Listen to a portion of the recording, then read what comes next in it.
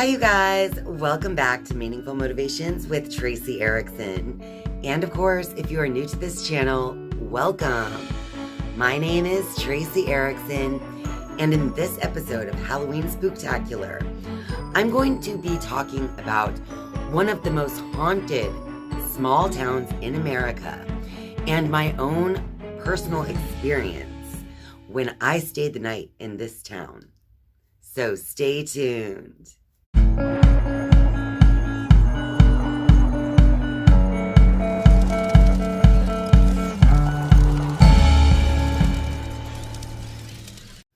Alton, Illinois is one of the most haunted small towns in America. It even says on the City of Alton.gov website that Alton, Illinois is haunted. And on the website riversandroutes.com, it says that the small river town has been named one of the most haunted small towns in America, and that it could be because of the history of death, disease, violence, the Civil War, and the Underground Railroad. GoWorldTravel.com says the fact that the Illinois Indians once dominated this place, along with the nearby convergence of the Mississippi and Missouri rivers, brought to Alton many different personalities over the centuries and mixes with the perfect brew for being a ghostly paradise. During the Civil War time, there was a prison established in Alton, Illinois for Confederate soldiers. And this chilling legacy lives on through countless ghost sightings in Alton, Illinois. There was a smallpox epidemic that raged through the prison in 1863 and continued into the next year. This epidemic killed 6 to 10 victims each day, including Union soldiers. By the time the epidemic was over 1,350 people perished. But they are still remembered today, because even today, when people are barbecuing in the neighborhoods north of where the prison was located, they can still hear the cries of soldiers begging for food. Only a small fraction of the prison remains today, with that being a section of the wall that leads to a paved parking lot. GoWorldTravel.com also points out that part of the Underground Railroad was in Alton, Illinois, with its tunnels beneath the Enos apartment building, where a riverboat captain and some slaves currently still reside there in spirit. So Alton, Illinois had Indians in its history, the Civil War prison, and the Underground Railroad as a very rich history that makes it a paranormal hotspot. But it could also be the geography of Alton, Illinois itself that causes the paranormal to reside here. In an article on thetelegraph.com, the American Hauntings Ghost Tour co-founder Troy Taylor says, there are a variety of reasons why Alton may be so haunted. Some claim that it's the water that surrounds it thanks to the Mississippi River, or the limestone the town is built on. The British devised a theory in the 1960s that suggested that porous stone, like their castles and like our limestone, must absorb events that occur and play them back as hauntings. Those are residual hauntings. Troy Taylor was also quoted saying, personally, I think that Alton is so haunted because of the history that has occurred here. From floods to violence, disease, death, the Civil War, and much more. I think that history left a little bit of itself behind on the town as a myriad of hauntings. There are so many famous haunted places in Alton, Illinois for being such a small town. Some of those haunted places include the McPike Mansion, the Mineral Springs Hotel, the Confederate Prison, the Alton City Cemetery, and the Jacoby Arts Center, just to name a few. And while Alton, Illinois has so many famous haunted places that I could check out, My particular experience with Alton, Illinois includes none of them. Because at the time when I visited Alton, Illinois and stayed the night, I had no idea of this town's past or of the fact that it's one of the most haunted small towns in America. Back in 2003, so that's right, it was like 20 years ago when this happened. I've actually died and been reborn again many times since 2003. But it feels like it was just yesterday because I remember it so vividly. So back in 2003, I was a manager at a retail store at the time. And we were having a regional meeting in the St. Louis area. To save a little money, the manager of our region decided to book our hotel stay in the nearby Alton, Illinois. And so that is where we went to stay the night in a hotel without ever knowing that Alton, Illinois was so haunted. Now, the hotel that we were staying in that night was a Days Inn, I believe.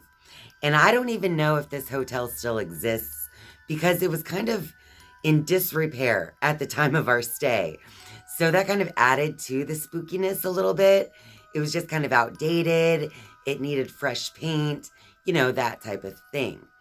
But when Christine, my roommate, and I went into our room, we decided that it wasn't really the best place to hang out all evening. So we decided to go get some dinner and go hit up the casino. And by the time we came back to the room, it was dark outside and we were just kind of ready to wind down for the night.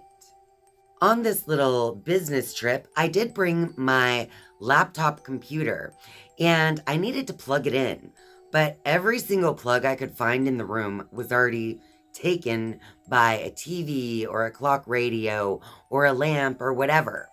So I simply unplugged a lamp and went to plug in my laptop when poof, all of a sudden this poof of black ash or something came out of the outlet of the wall. And it gave me a minor shock, but nothing that actually injured me in any way. But when it was all over with, I looked at my hand and realized that it had some black markings all over it. And since it made me a little bit worried that, okay, is something wrong with the electrical in this room? Like, is this safe to stay in this room when the electrical outlets are doing this? So anyway, I decided to go down to the front desk to notify them of what happened and to find out if we should be switching rooms or anything like that. Now, this is when the hotel suddenly got a little bit eerie to me. But this was literally my very first time being in this hotel by myself. Because the whole time I had been in Alton, Illinois at this hotel, I was with Christine, the person I was sharing a room with. But after this happened with the outlet, I was walking down the hall to the front desk all by myself. And although I wasn't expecting to see a bunch of people or anything like that, I just had this strange, eerie feeling walking through the hall by myself. Almost like I wasn't by myself, but I was even more lonely than a normal person by themselves, if you know what I mean. Because you're feeling like you're being watched or something. So I made my way to the front desk, and no one was there. So I stood there for a moment, just kind of looking around and waiting for someone to come out. Next thing you know, an old man with a long white beard came out of the back room and asked if he could help me. I explained to him what had happened with the outlet in my room, and I showed him the blackness on my hand and arm. And rather than being in any way surprised that that happened, he simply said to me in response, well, it could have been electrical, but it also could have been paranormal. And I was like, excuse me, what did you just say? And he repeated himself that it was probably paranormal. And I was like, wait a minute. So you're telling me this place is haunted? And so I stood there chatting it up with the front desk man about just how haunted this hotel was. He was telling me stories of guests leaving in the middle of the night. He's told me about seeing lamps levitate off the tables in the lobby, and so much more. I was actually very intrigued with what he had to say, even though I hadn't yet really experienced anything haunted in this hotel yet, except for that spooky walk from my room to the front desk. When I made my way back to the room and to my roommate Christine, I told her what the front desk man had relayed to me. And she was a little skeptical about it, and so we just kind of laughed off what he had said, and we decided it was time to go to bed. So we get into bed and go to sleep. Now, in the middle of the night, I woke up to the TV being on. Now, I do not recall if the TV was on before we went to bed, but it was on when I woke up in the middle of the night.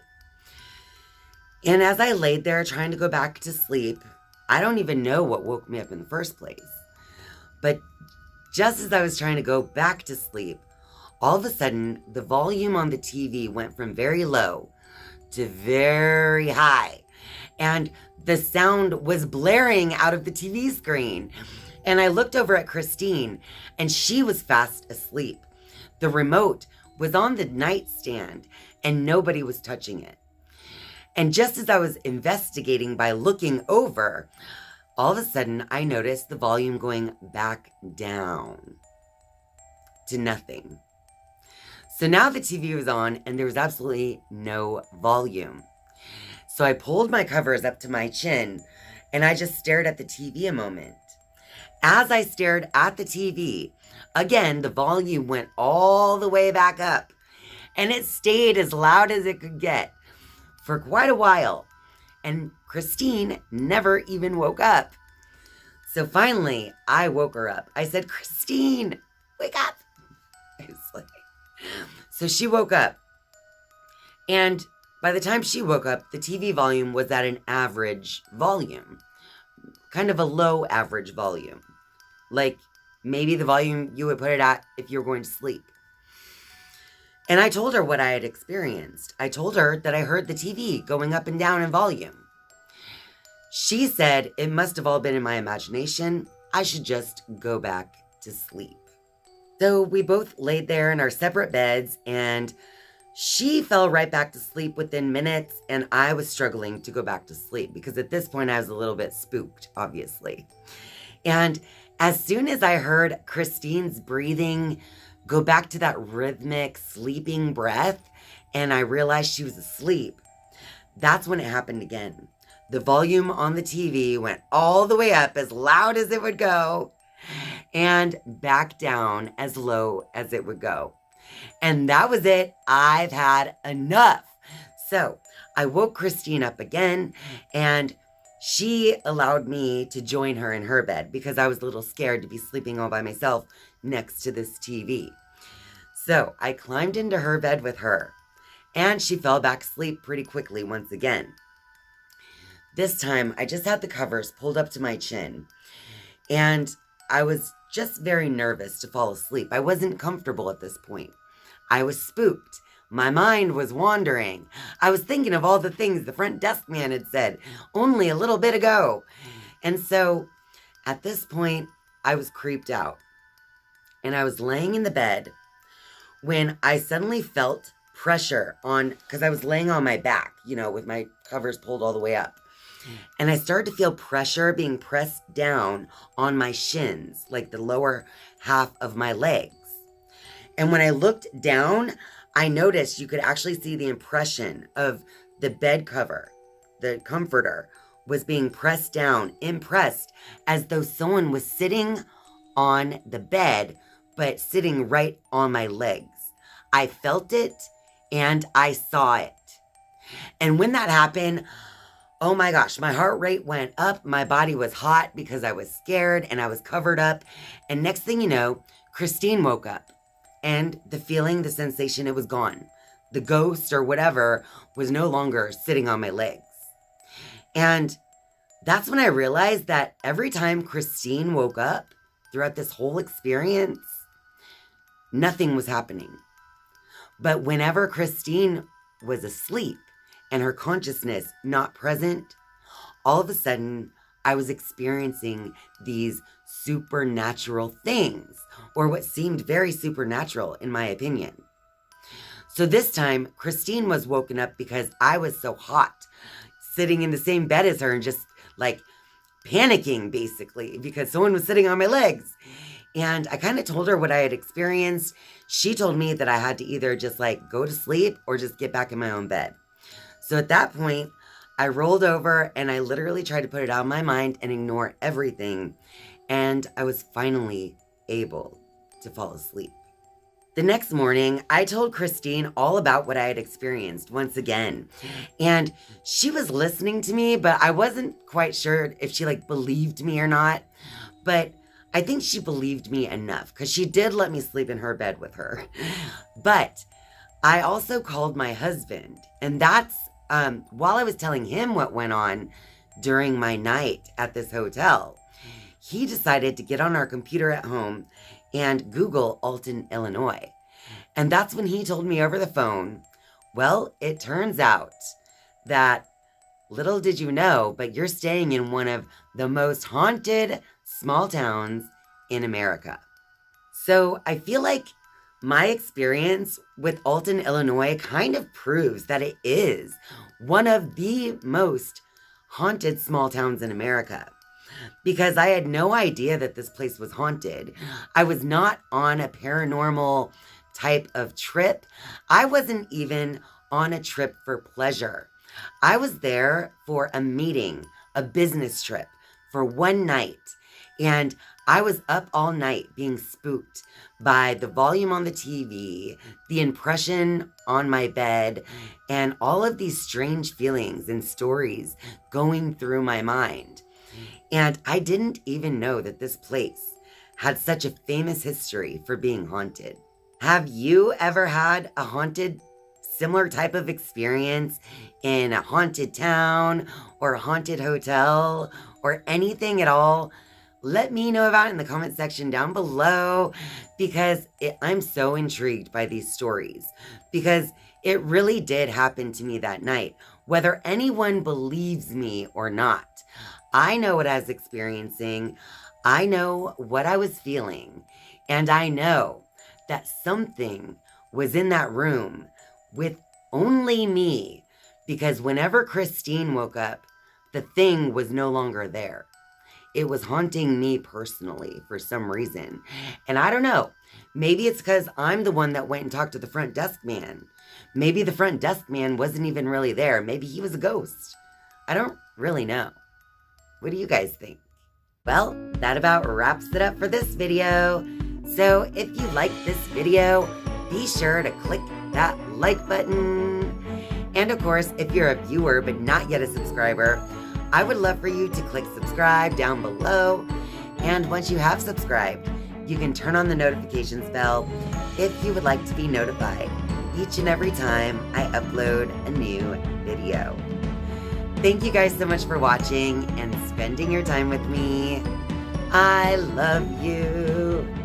And I'll see you next time. Bye.